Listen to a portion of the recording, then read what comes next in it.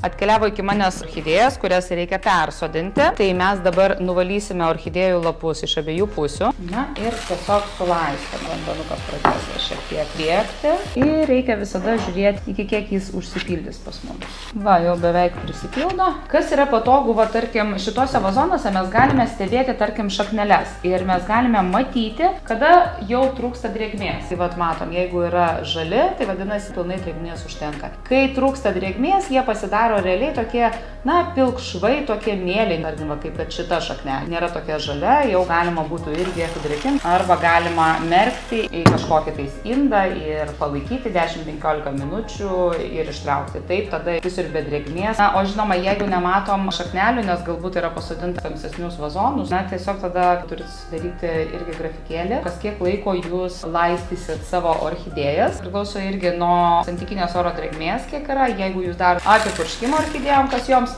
labai patinka, tai tada ir tas laistymas gali būti, na, retesnis, kas 10-12 dienų. Jeigu jūs tokio apipurškimo nedaro, tai manau turėtume laistyti kas savaitę. Yra, žinoma, dar vienas variantas prieš sodinimą jūs gruntą, tai yra žievę būtumėt užmerkę į vandenį kokiai parai laiko ir nusunkę ir tada sodinę, tai tada galima laistyti po 2-3 dienų.